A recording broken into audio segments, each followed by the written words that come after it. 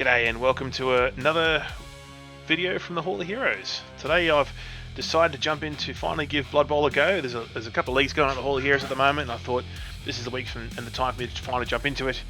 I had a look at some armies there, some teams there, and I saw the goblins, and I saw a troll throwing a goblin, and thought, you know what, that's got to be it. That's got to be the model I go for. So just jumping into the box now, ripping open the shrink wrap. Let's have a look at the inside the box there. It's a Games Workshop product, so they're usually really good quality, and the packaging is really nice.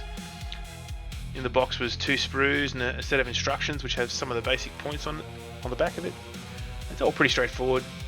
You need some snips and some glue and mold line remover. You'll notice I do use the scalpel at some point in the video as well, but it's quite blunt. I blunt my scalpel blade, so I make sure I don't cut my fingers off. So it's all pretty straightforward. And so we'll spare the video now and jump into building the model.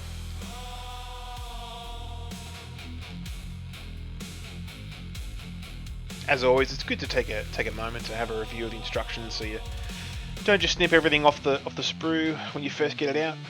At the moment, I'm making my way around the instructions, snipping out parts 1 and 2 and 3, as mentioned, and using the mold line scraper I've got there and my blunted scalpel there to get rid of some of those sprue lines. I do a cheeky edit about here.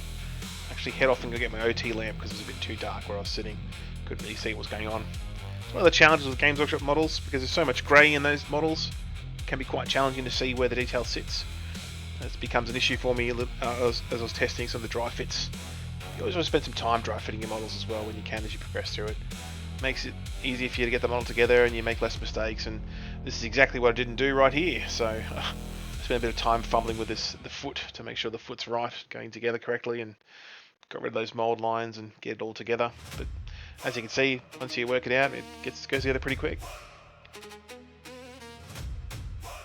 Just continue to work our way around the model at the moment. Actually chose goblins because one of my other mates has picked up orcs and stolen the orcs from me, so still want my green skin fix. I haven't done a green skin army or a green skin faction for quite some time, so you know what, I thought I'll do goblins for Blood Bowl. Admittedly, I've never actually played a game of Blood Bowl. I'll be having the first game of it this weekend, and I'm excited to give it a go. And this here is my challenge. As age is catching up to me, I'm finding it harder and harder to find some of these small bits of detail to get them on there. So right now I'm mucking around with the bottom of the troll's tabard there, I guess. His back tabard or his cloth or whatever, that loin cloth that goes around his backside. I'm just going to work my way around the model there, removing mold lines and scrapers. And again, that knife's been dulled, so I'm not really got too much of a risk of cutting myself. But I am being careful with it. Don't want to hurt yourself, so take your time with sharp implements. Recently made the switch to the Tamiya modelling paint.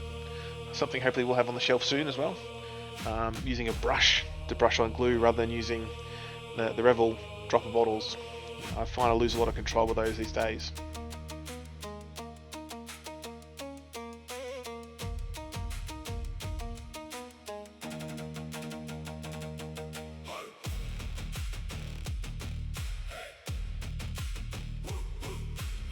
Just taking my time to get rid of some of these mold lines, make sure that the model's nice and clean. And I had a bit of an issue here where the model just didn't want to quite go together, and it turned out there's a little bit of vent tab in there, but always cover up some of those gaps, a little cheeky bit of glue and a little bit of sanding later on will cover those gaps right up so you won't notice them. These are some of the things you learn when you've been hobbying for quite some time. I remember when I first got into Warhammer, it was too long ago to admit. But I remember it was back when the Bretonians of Lisbon were the starter kit for Warhammer Fantasy, which was originally what got me into Warhammer, was the fantasy game. But it's a bit of a return to the old by jumping into a bit of Blood Bowl. Got to work out a team name for my goblins, so I'll be building my team of goblins next after I finish my linebacker troll. It's literally a troll throwing a goblin. That's what sold me on it.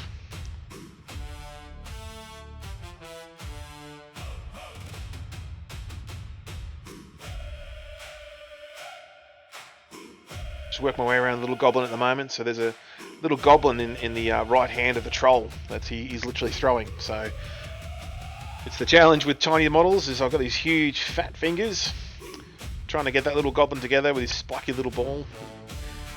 Was quite tender on the fingers. Just trying to work out how his leg goes on at the moment. Which again was a bit of a challenge.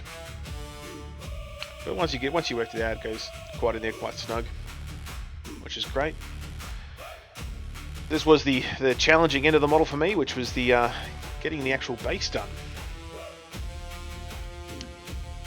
So putting the troll onto the base there. You literally build his other foot onto the base with a little tab there that goes in the slot on the base. So nice, rough up the surface there with a bit of sandpaper just to make sure it's got a lot more surface area to adhere to the base.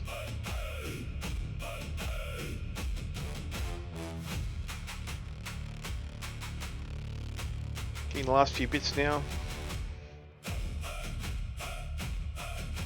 The troll's head. Oh no, sorry, it's his arm. Got his arm first.